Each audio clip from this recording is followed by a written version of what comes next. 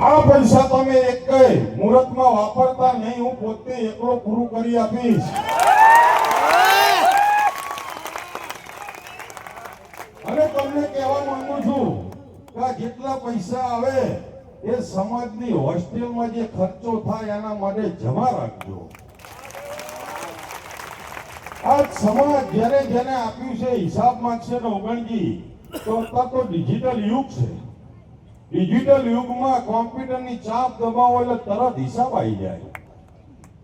હું નવગણજી વિનયસિંહ, ડોક્ટર સાહેબ મંગાજી, તમારી ઉપર એક આશા કે તમે આ સમાજનું નાવડું જે તરતું થયું છે એને પાર ઉતારશો.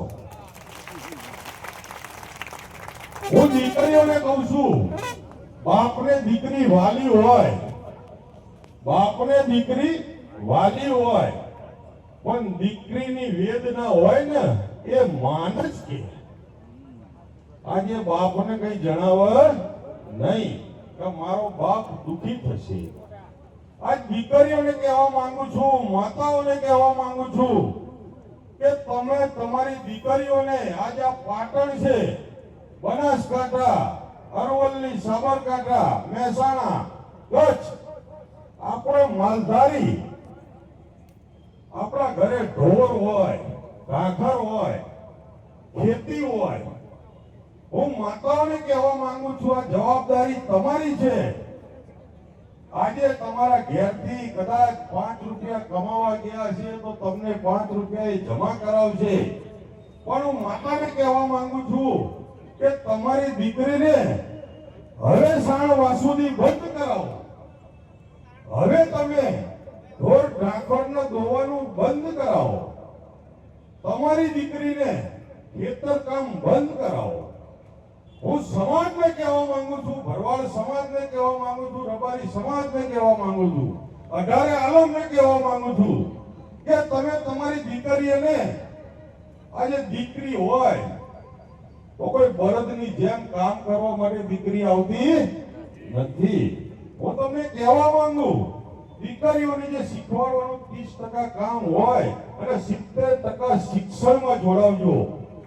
અને દરેકને કહેવા માંગુ છું, આ શિક્ષણ શિક્ષણ શિક્ષણ શિક્ષણની ક્રાંતિ ત્યારે આવશે જ્યારે તમે અંદર ડૂટીથી તમારા ઈષ્ટદેવ, તમારા કુળદેવી, તમારા માતાજી, આ દીકરીઓની ભૂખ છે, આ દીકરીઓને આગળ વધારશો.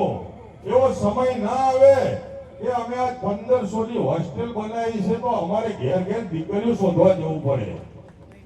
હું તમને આ પાઘડીનો વર ઉતારીને કહું છું, દરેકને પગે લાગુ છું કે તમારી દીકરીઓ માટે બને તેટલી મહેનત કરજો.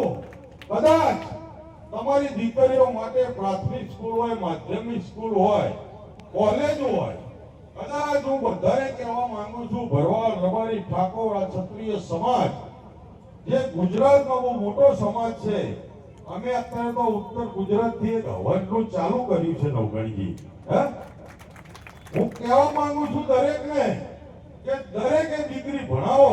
કદાચ તમારી જોડે એની આર્થિક વ્યવસ્થા ના હોય તો મારી સદારામ સેવા સમિતિને મળજો. તમારી દીકરીઓને અમે ભણાવીશું, દત્તક લઈશું, પણ 10 વર્ષમાં અમે જ્ઞાનીબેન ક્રાંતિ લાઈને જ રહીશું. એવું સદારામ બાપાની સોગંદ થઈ, માં ગતરાજની સોગંદ થઈ. અને હું તમને કહેવા માંગુ છું, એક દીકરી ભણશે તો 2 ઘર તારશે. આ તમારી દીકરી ભણશે તો તમારું ઘરે તારશે, અને સામે જશે તો એનું ઘરે તારશે. એના બાળકોને ભણાવશે, એના બાળકોને શિક્ષણ આપશે. આજે શિક્ષણની ક્રાંતિ નહીં હોય તો ગમે તેટલા તમે મેળાવડા કરશો, ગમે તે જગ્યાએ જશો, ગમે ત્યાં ફરશો, તમારો ઉદ્ધાર થશે નહીં. આ સમાજની ભૂખ છે શિક્ષણની. ભરવાડ, રબારી સમાજ, ઓબીસી સમાજ, એસટી, એસસી દરેકે સુવર્ણ જોડે ચાલવા શીખવું હશે તો શિક્ષણ હશે તો જ ચલાશે. બાકી આપણી કઈ જગ્યા છે નહીં. દરેકને હું કહેવા માંગુ છું, શિક્ષણ આવશે તો આપોઆપ વેપાર આવશે, વેપાર આવશે તો રોજગાર આવશે, તો આજે દરેક સુવર્ણ સમાજ જોડે સામે આંખવા